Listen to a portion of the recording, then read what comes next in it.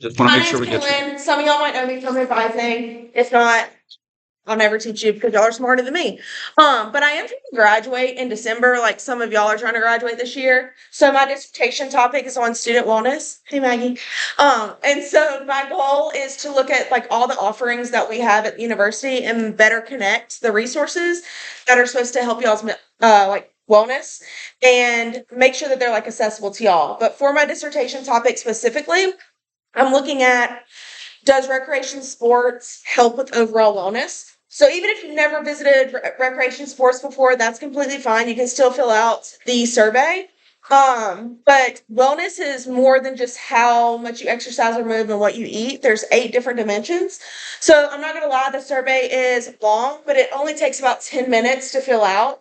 So if you've ever come to me for advising and I've given you 10 minutes of my life to help you schedule classes, this is a great way to help me out because I would love to graduate. I cannot offer you anything other than good karma because maybe y'all need a survey finished one day if you're doing the advanced research route or, whatever. She can offer you a donut. I can offer you free donuts that I did not purchase. But they're out there. So yeah. So again, it is long, but it only takes about 10 minutes. If all of y'all were to do it, I'd be like a quarter of the way there. So save the link, email it to yourself so you don't forget. It's going to be up here. Send it to your friends, your group me's, your sororities, fraternities, your friends, whatever. Help me get 400 people to do it. But the key is you got to finish it because I cleaned the data the other day and I went from 215 to 84. So you start it, please finish it. So when you're bored tonight, before you scroll TikTok, please do this survey for me and I would really appreciate it. And that's all. Thanks. I just want to show them the. And the QR code's here as well if y'all lose the sheets, but I'll take the forms. Sorry, I forgot to do No, that. you're fine. I got you. So yeah, so if you would email me, you're going to be getting emails from probably other instructors and for the college, but it'd be really important. So if you get annoyed with the emails, just do it, and then you don't have to worry about it anymore. Okay, that's all I have. Thank you. All right. Thank you. Thank you for coming to my TED Talk. To get it into. All right. Do we have anybody who maybe we had someone transfer? Is there anybody taking me for the first time here? Or has everybody had me for 310? Okay. So I don't have to go into the whole history. We don't have to start from the beginning. The earth cooled, dinosaurs came. So we'll get right into the important stuff. How many of you are graduating this semester? Outstanding. Outstanding. I don't want to get in the way of that. I don't. I genuinely don't. Okay. And at the same time, I need to make sure we uphold, the standards of this class and this material. But I don't think we're going to have any problems. First thing I want to do is introduce our interns who are going to help me, and that's Emma and Grace. Yeah. Oh. They are a girl band by day, by night, and but they took anatomical KNES and biomechanics, and they love the material, and they're looking to develop their understanding of it. Because just like anything else, guys, it's all how we're just curious. Where are my football players? And it could be high school, it could be college, or it could be fantasy football. I don't care. So football background, okay. Who's playing some fantasy football? Okay, that is the correct answer. Basketball, and you could be fans of multiple sports, right? Where my basketball people at? Baseball, softball. What about dance or cheer? Any cheer background? Outstanding. Soccer. Miscellaneous. Really into diving. What's your jam? Oh, I used to be a cross-country rower. Outstanding. So the reason I bring that up is there are levels to this stuff. You watch Little League and those kids are good, but they're not as good as high school, college, pro, minor leagues. Like there's levels to this stuff, and it's the same with this material. There are levels to this stuff, and so developing these understandings and applying them to different situations is only going to make you guys better at your chosen area of interest. Where are my future physical therapists at? Again, it's just like any sport or activity. The more you do it, the better you're going to get at it. What's the best way to get better at poker? Playing poker, making mistakes, learning to read people, learning the psychology of it. It's the same thing. There's nothing different. Okay, we're artists in this area of human movement, and the more we play, best way. I mean, Shaq didn't listen to this advice, but the best way to get better at shooting free throws is to shoot free throws. Practice free throws. Shaq didn't have to; he was dunking on everybody. But it's no different. If the more you practice, the more you play, the more you cook, the better the chef you're going to be. And it's not from your successes.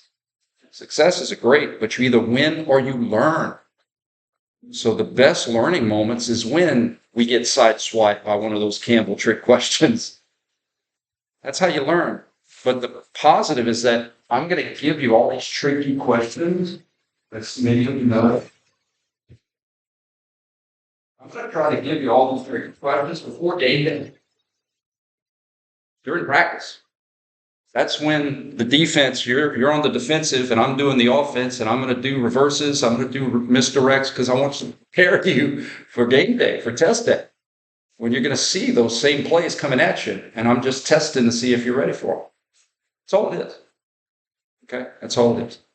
So let's do some boring stuff first. Let's go through the syllabus and then we'll get into some fun stuff. So very similar to 310. I have standard office hours that I have posted on the syllabus, and then I literally have 24/7 virtual hours. If I'm available and awake, I want to clarify your question. And I've justified it last time because some of you have families, some of you have athletics, some of you have 5 jobs, 1 job, 2 jobs. And it's unfair, in my opinion, if you have only certain windows to study and you have a question that's preventing you from progressing, but you got to wait until Monday to get that question answered. So I don't mind. Just, I have a protocol. Text me your name in the class and be specific about it, and let's talk about it. Let's get that. I think the analogy I use in 310 is your check engine light comes on. Let's get it serviced so that you can keep going down the road, okay? All right. How will you guys, you already know about the YouTube videos or the YouTube stream. So every lecture that I'm going to do, I'm going to post on the YouTube channel. I'm going to date it, KNES 415, Unit 1, and then the date. I have a backlog of all kinds of videos. So there's more access to videos if you choose to partake. Guys, 65 is passing in here. 65 is a C. I didn't say this to 310 because they don't know me yet. I'm going to protect my A's and I'm going to protect my B's. But when it comes to C's, I don't mind rounding everybody on the score. But you got to help me help you. So the threshold is 65. If you can't meet a threshold of 65, I'm telling you, there's a reason. Maybe it was a tough semester, maybe there's some personal stuff, but I have to set a standard, and we have to make sure you reach that standard through the knowledge we're trying to give. I think that's fair. Okay. Check my A's, check my B's. So for 310, you guys know you have 3 tests and then a 4th option. Maybe some of you haven't taken 310 in a while, and so I have updated in the last couple of years. So what that means is there's no projects, there's no, we're not doing cardboard papier-mâché projects in the shape of a muscle that you're going to get. It's just, I'm going to teach you some cool stuff. I'm going to explain why. You're going to show me you understand this stuff, and the trade-off is that you're going to be able to apply this stuff for the rest of your life. You actually get your money's worth. I mean, I've been there. Take some classes, you got to cram all this stuff, and then you never use it again. That's not this. Okay? So yeah, there's no group projects and this, and there's drama in that project, and he didn't do that. I think the scientific term for that is, I ain't got time for that. I think so. I think that's what my boys said. I'm learning all kinds of stuff through my boys about gin, whatever. Forgot what we're on. double P, double Z. Okay.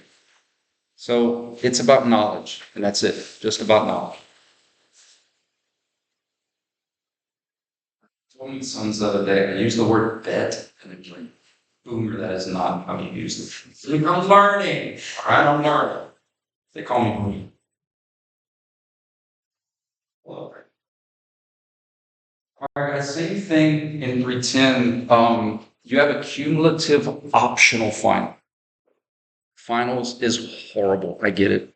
You got all this other stuff. It's at the end of the semester. It's in the winter time, starts to creep about. So we got bugs and germs and all that stuff. I get it. So I only want students to take a final if you have to. Because for the longest time, students really struggle during finals. And when I start exploring, because I ask, why is it that you made, these good grades, and they're like, well, I can't get to your stuff until I'm done with all this other stuff. And I got this project and that test. And I was like, oh yeah, I forgot about all that stuff. Because I'm selfish. I think everybody just wants to look at my material. And so I thought about it and I came up with a solution. What if we emphasize the first 3 tests? You didn't procrastinate or cram, and your reward for doing so is you don't have to worry about this finals. You don't have to worry about it. If you have a C after your first 3 tests, don't worry about it. If you have a B and you're okay with that B, don't worry about it. If you have an A, I hope you don't worry about it. I did have one person, I'd like to take the test anyway. I'm like, I respect the game. Come on. But the point is that if you stay up with the material and you reach the level you want, don't worry about the final. The final would just be cumulative anyway. In other words, no new material. But that's why I do it that way, is so that you can use that time and energy on other things that you may need. Okay. And I also thought it was a good motivator to keep people on task.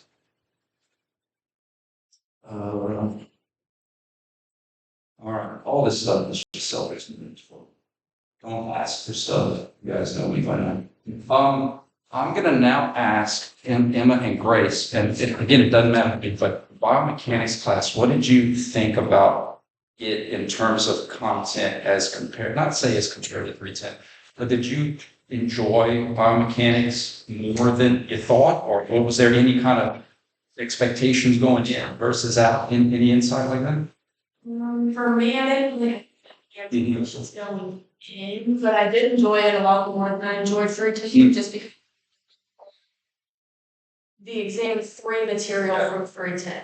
So if you understood the material from 310 on exam 3, and we're just kind of building to that, and it's not like It's not like starting all over. Yeah, you're not starting over. It's not really like any crazy new material. You're just kind of building on the stuff you already know. Which is really unique, right? Because a lot of classes you have, there's no piggybacking. There's no building on a foundation. It's you got this class, you got all this new stuff, and then you're never going to see it again. Grace, you have any insight? This class is definitely like overall my favorite class that you've done so far. And I think it has to do with just like getting more into the specifics of like muscles and anatomy, but also applying those things from 310. And so, especially me like going to work like in a physical therapy clinic, like this helped me see things like and make things connect so much more. And yeah, even if you feel like intimidated with the material, like even in 310, like I was confident in things, especially in the first few exams, but even in the last exam, I didn't fully comprehend everything. Like this class builds on it so much more and like gave me such a confidence, and yeah, so interesting. Yeah. We're going to be doing a lot of repetition, but you need it. Like you need reps. Think about every sport you play, from track, football, basketball, soccer. You need reps. You need repetitions. You have to do it. It doesn't matter that you did it once. Can you do it again? Can you do it again? Can you do it under these conditions? Can you do it when it's raining? Can you do it when it's foggy? I mean, just that's what a lot of this stuff is, and that's how I learn as well. Like you can tell me something, but show me, and then let's practice. You hear muscle memory a lot in as a cliche term. It's just it's movement patterns. the analogy, because I teach, y'all know, with analogies. If you have a big field, a big grass field, and let's say you're going to walk a couple miles to a pond. Well, the first time you get there, you have your GPS and you're walking, you might have to drift and you go back and you don't know exactly maybe how you pass, but if you take that path several times, eventually you're going to start to lay down a trail. Eventually you're going to start to push the grass down where you will see your path and you start taking the same path over and over and over. That's how muscle memory really works. That's how motor programs really work. It's the repetition that really makes us see the path that we need to take for consistent travel from a question to an answer. Does that make sense? And so, you guys, this is what I love more about 415 is that y'all are part of this process. If y'all want to start with GroupMe, y'all want to start study groups, y'all want to get into small groups. I don't mind small groups for studying, practicing, and playing for reps.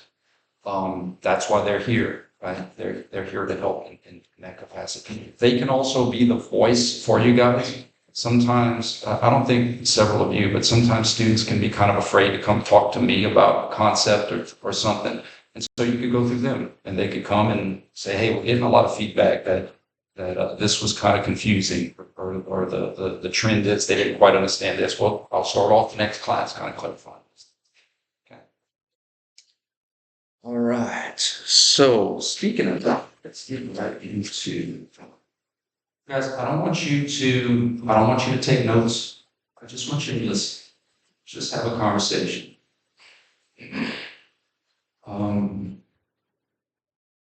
Name me, because again, I know this group.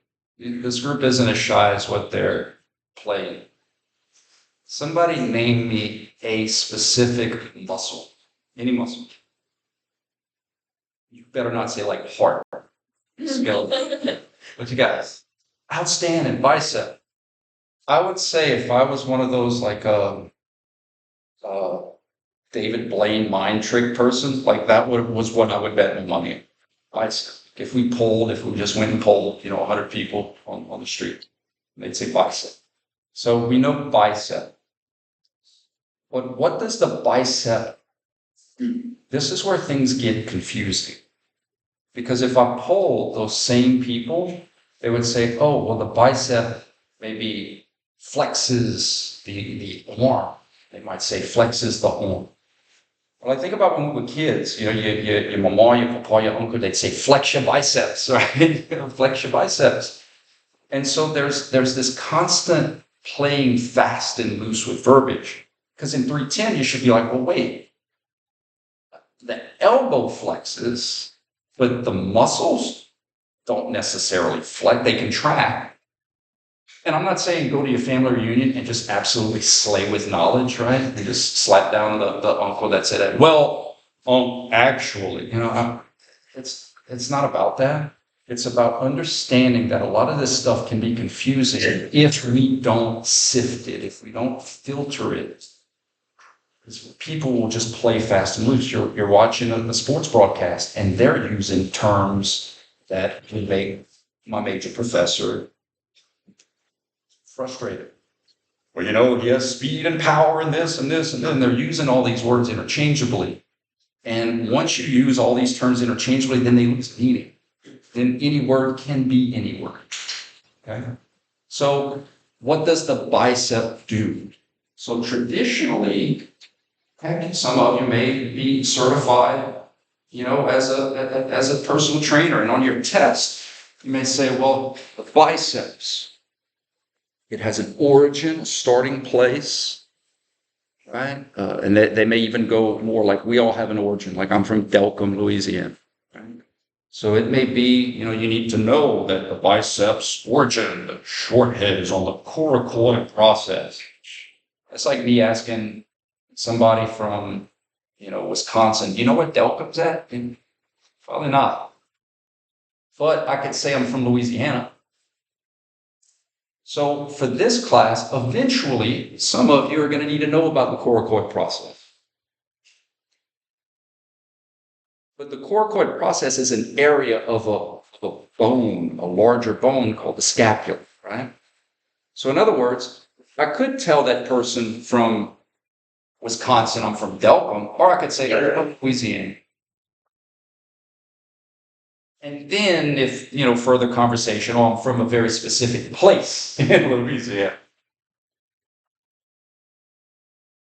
So origins and insertions might have meaning for some of you. Massage therapists, very important.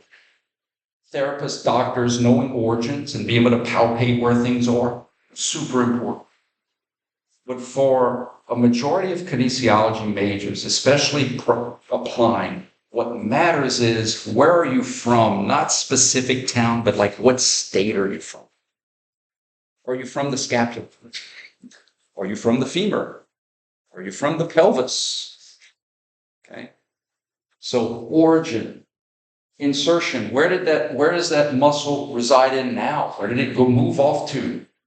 So, the biceps brachii inserts on the radial styloid. And I'm going to get into how these things work. But if I just say the biceps brachii short head originates on the coracoid and it inserts on the radial styloid process, what does that mean? It doesn't tell me what it does. That's like saying someone originates from Delcom and they now reside in Lafayette. Well, what do they do? Are they a fireman? Are they a policeman? Are they a teacher? Are they a professor? So our approach to muscles is going to be, how do they work? What do they do? Their names are going to be Jimmy, Bobby, Sally.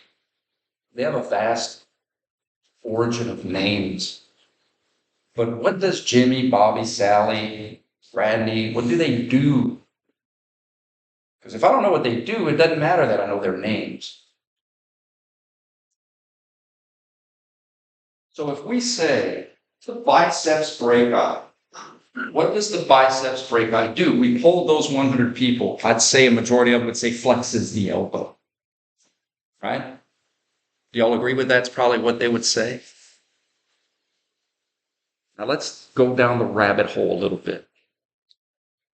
Biceps brachii flexes the elbow. All the time? Sometimes?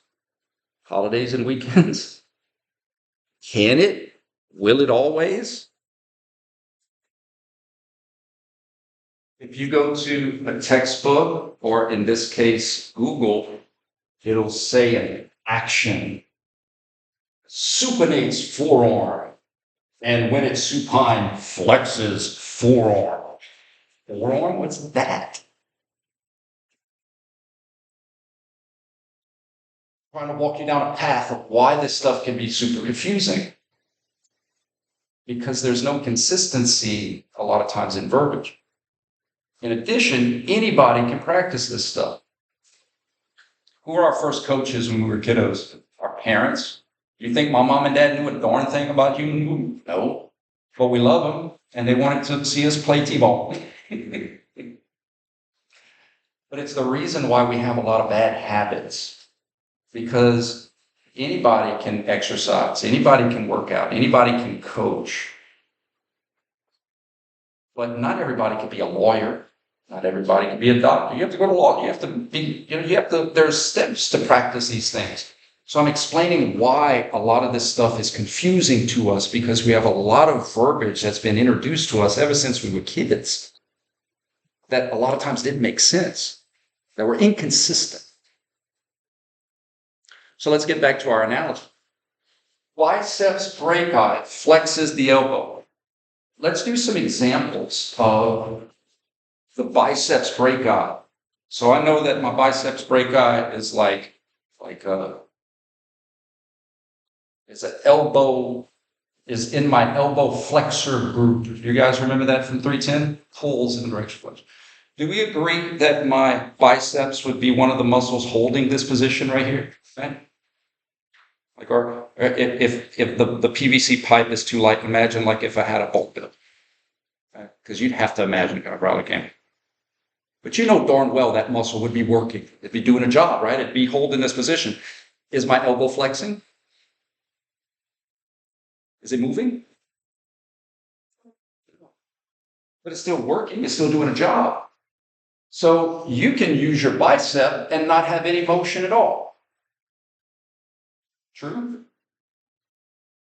That doesn't sound consistent with flexes the elbow. What about this one? Am I working my bicep? Yeah. What motion was that? Extension. Oh, now we got a problem. because this book tells me it flexes.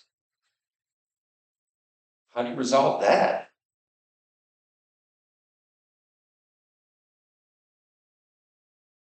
Or am I any old school wrestling fans out there? If you smell what the Rock is cooking. So my job is to resolve all that. We have to look at muscles against what our intuition wants to say. Our intuition wants to say, this muscle does this specific motion. That's what our brains want to say. And the reason our brains want to say it is because it's easy. It's easy. It's easy to memorize. Bicep does flexion. Triceps does extension. But we can't do that.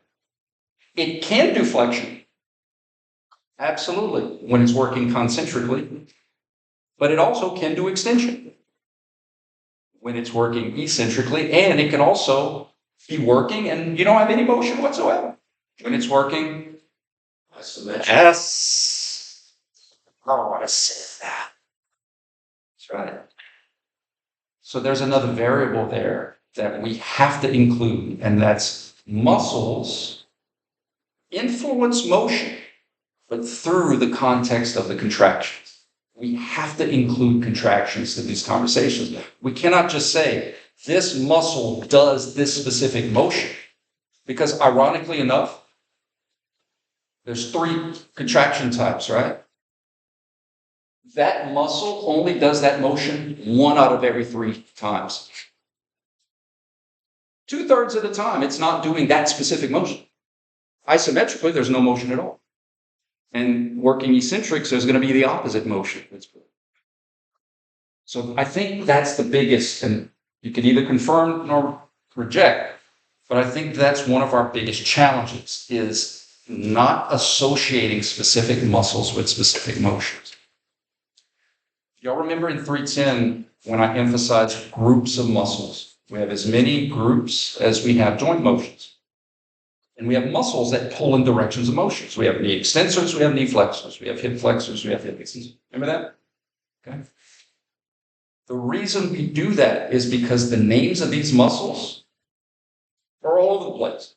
Biceps, a two-headed, ceph is a cephalic head, a two-headed muscle in the brachial part of the arm, biceps brachii. But that doesn't tell you how it pulls. It doesn't tell you what you do. Some muscles have Latin names. We're going to get into sartorius and gracilis and so on. What the heck does that mean? It's arbitrary. My favorite muscles have directional pull in the neck. We're going to talk about muscles called the supinator. I kid you not, there's a muscle called the supinator. Love that muscle because at least it has how it pulls in the neck. Now, does that mean it's always going to supinate you? No. Concentrically. But eccentrically, that muscle that pulls this way can let you go that way. So because a majority of our muscles don't have directional pull in the name, that's why we translate first to the groups which do have pull in their name.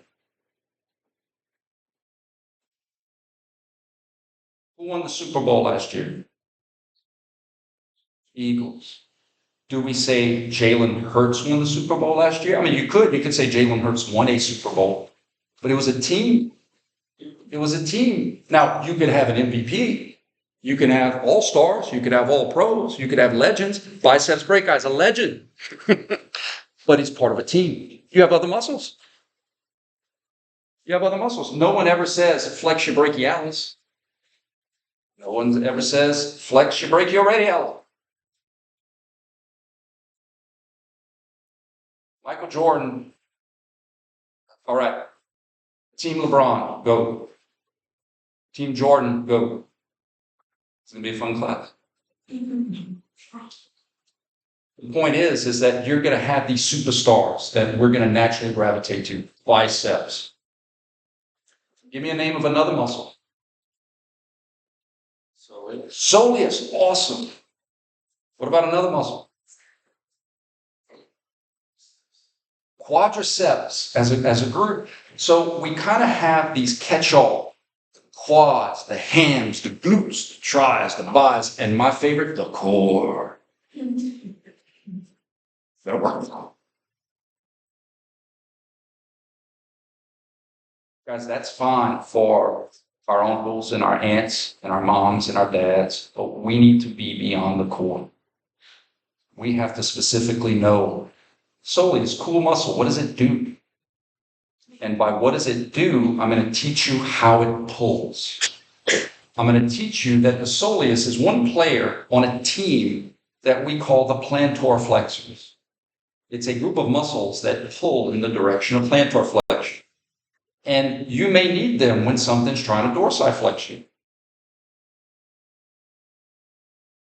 So you go up on your toes, ground and gravity is trying to dorsiflex you. So you would need a group of muscles that are trying to plant flexion. Those muscles, who is on that team? I'm going to teach you. I'm going to teach you those muscles, and I'm going to teach you how to see them. I'm going to teach you. You're going to be able to say, well, yeah, the soleus is a big part of it. Soleus is an all-star, but he has an offensive lineman. There's other players on there. And I'm going to teach you how to be able to say, well, who's in the plantar flexor team? Tibialis posterior, flexor hallucis longus, flexor digitorum longus, soleus, gastroc, peroneus longus, and peroneus brevis. I'm going to teach you how to see the players on the team. But if I just said flexor hallucis longus, flexor digitorum longus, tibialis posterior, soleus, gastroc, what did they do? They all have different names, most of them Latin. So I'm going to teach you how to see things from the end of 310, based off of group name on pull. And then once we establish the group names, because we can see their pull, then we say, who are the players on that team? I've identified who I need because I've asked myself why I need it. Guys, we did this. We did this. Look, that external force is trying to do what? Extend me. Do I need muscles that are also trying to extend me? No, I need muscles that are trying to flex me. I need flexion pullers. We have a name for that, flexors. The muscles that are pulling in a direction of flexion. We need flexors as the agonists. All I'm going to do is teach you who's on that team. And I'm going to teach you why they're on that team. And it's not about their origin or their insertion as more as how does it cross the joint? How does it cross the elbow? Muscles that cross in the front are going to be flexion pullers. Muscles that cross the back of the bilateral axis are going to be extension pullers. It's that simple. And then in 310, you said, all right, identify the agonist. And then after you identify your team, then you go to motion. Remember that? Trying to work off some cobwebs. It's like spring training. It's like fall football camp. We've got to get back into it. I need my flexors because the exercise is trying to extend me. What type of contraction do those muscles do when I observe flexion? Flexors do flexion through concentrics. This is where students get tricked because you see extension and your brain wants to say tricep. And you know how I know that? Because people miss it every year. Your brain was conditioned where the bell rings, you want to salivate. Well, that's extension. Must be tricep. And I'm like, you have very interesting triceps. And you know this. You know you're still working your bicep when you lower it down, right? So how can a flexor group, flexion pullers, be responsible for extension through eccentrics? You see why we can't say bicep just does flexion? Because it doesn't.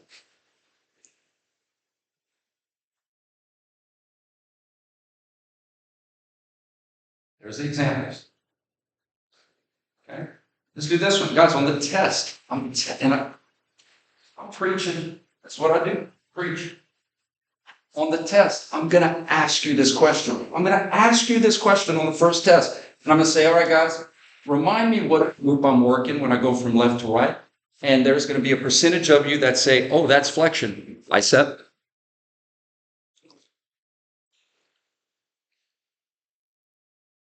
Every semester.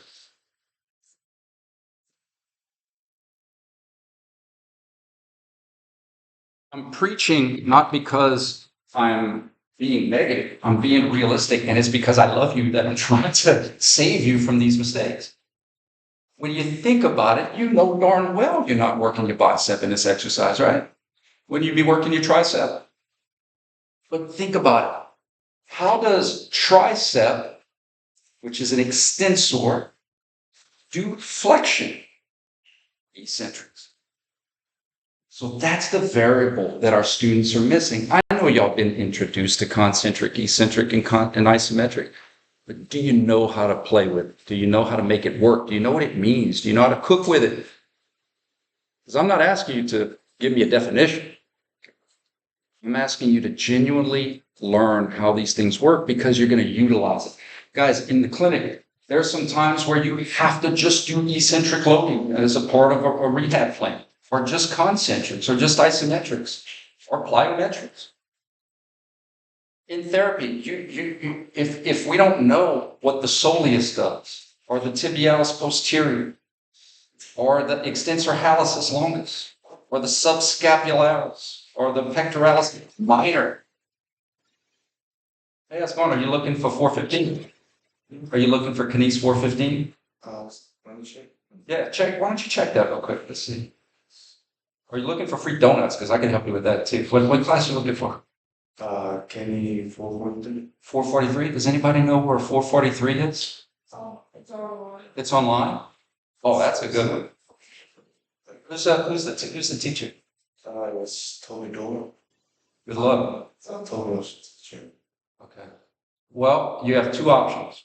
One is you can either go look for Toby Dore in his office, or you can hang out with us. And we're doing biomechanics right now. So either way. Oh, you have me. All right, buddy. Good luck to you. Did I handle that okay? Yeah. Now, old Briar? Yeah.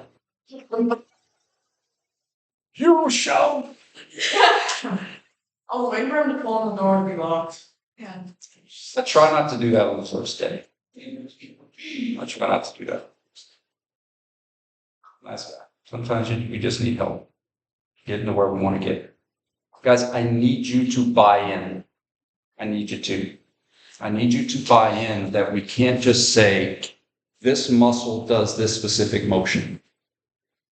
There's an extra element, there's an extra variable that we have to take into consideration, and that's the contraction. Okay? So, the bicep can flex the elbow when it's working concentrically. But the bicep can also extend the elbow when it's working eccentrically. But the bicep can also work. It can do a job preventing the elbow from extending when it's working isometrically, and there's no motion at all. There's no motion that's happening at all. Yes? What was your, I'm going to ask the ladies, what was your, I don't say favorite, but in terms of when we go over specific muscles, would you say the trunk was the most confusing, or was there another joint in the body where the muscles were kind of, it could be for different reasons, like maybe there was a bunch of, like the hip has a bunch, right? Or yep. Mm.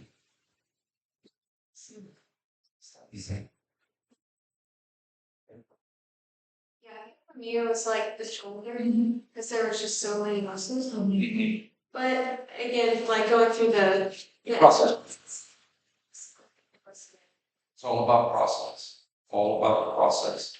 So You know, we don't choose to do these things because they're easy. We choose to do them, you know, because they're hard, but they won't always be hard. I promise you. I promise you. It won't always be hard, and that's why we're here to help, you know, coming to get clarification, coming during office hours, getting groups together. So it may be hard now, but I promise you it'll get easier and easier. So again, think about what we did in 310. All we did in 310 is we looked at the end of 310, we looked at exercises. And let's say, let's take, you guys know I hate this name, but it could do it. Call this one. This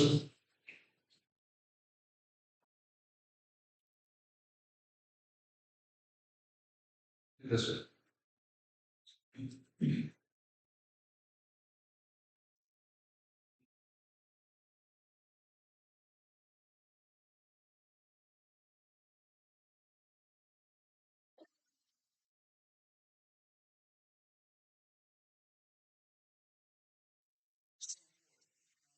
Denise.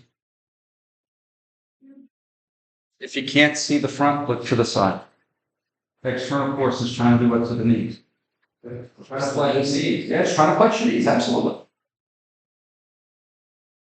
Ghostbusters, Joe, who are you going to call? Depending on who you need to do the job, depends on what your problem is. I'm going to call an electrician when I have a problem with my electricity. I'm going to call a plumber when I have a problem with my plumbing. If the machine is trying to flex me, I don't need to call muscles that are also trying to flex me. Let's do a quick thought experiment. What would happen if all of a sudden I called him? You know what I mean by say call, innervate, send an electrical signal to muscles to do a job. If I used flexion pullers when I already have a machine trying to flex me, I'd literally pull my feet away from the padding. Does that make sense? I'd literally yank my shins away from the padding. So because the machine is trying to flex me, I need muscles that are trying to extend me. We have a name for those. Knee extensors. Muscles that are trying to extend me. I didn't say they will extend me. I said they're trying to. I know I need knee extensors. And in 310, we left it off at that. We said, hey, here's the team. And I know it because I can see how they pull. We translated it into a term that works with our external forces. External forces trying to flex me. I need muscles that are trying to extend me. I'm going to call those extensors. It's in the same language. All we're doing now is we're saying, hey, those specific members of that team have names that have nothing to do with this language. Vastus medialis, vastus lateralis, vastus intermedius, rectus femoris. Does that have extensor in the name? No. So it's a lot easier to do the team name based off of pull so that you can see why you need it, and then say, well, who's on the team? Who's in that group?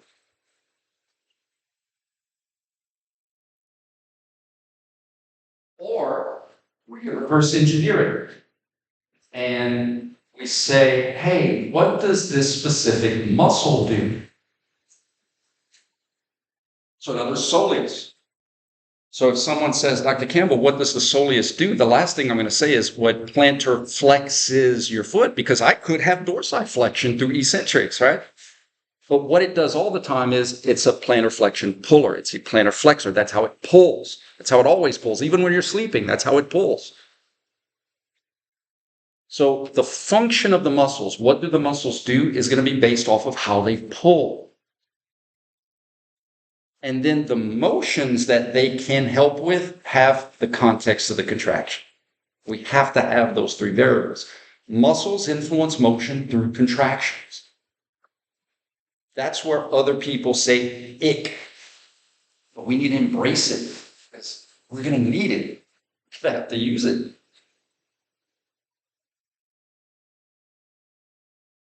External force is trying to do what to the shoulder? What do we call that? Adduction. You guys might have a different way to look at it. I always do elimination. I like to say, well, who do I not need? If I could see who I don't need, if I have a problem with my plumbing, oh, I don't need the electrician. if I can eliminate, so if the machine is trying to adduct me, I don't need muscles that are trying to adduct me. It helps me to see who I do need. I need abduction pulleys. I need abductors. And then all we got to do is say, well, who are those muscles? And I'm going to teach you those muscles, and I'm going to teach you why they're in those groups. We're going to do all that stuff.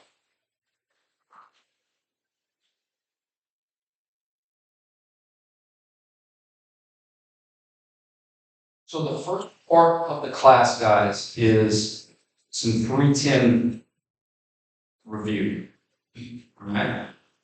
Where we have to get, I took this photo last week. We photoshopped the hair color. We have to get back, when you start playing, when we were playing sports, whether it's high school or college, you never just went right into week one. You always had a spring training or fall camp. You had to kind of catch back up. It's the same thing. We're going to catch back up with some 310 stuff. Make sure we're on the same page, and then we're going to get into the new season. So, example, what is this dumbbell trying to do to the trunk? Right laterally bend it. Do I need muscles that are trying to right laterally bend me? I need muscles that are left lateral. We have a name for those, the left lateral trunk benders. This class is going to teach you who those muscles are.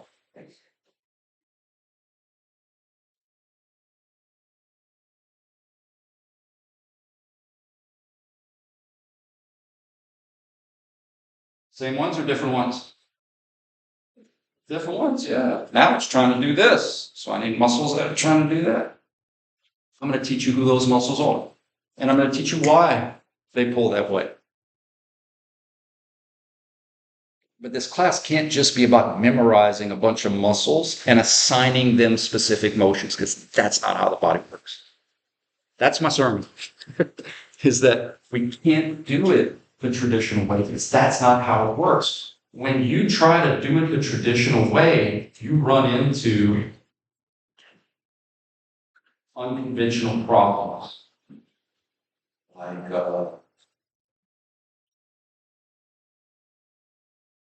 me not being able to find the power point. You run into these problems. When you try to do it your way, you might be the student that's telling me I'm working bicep here, or that I'm working bicep going down on a push-up because you saw flexion. See what I'm saying? So we just have to recondition our brains to just kind of take it step by step. The process is what's great. And the process works because this is physics. I know P word. It's applied physics.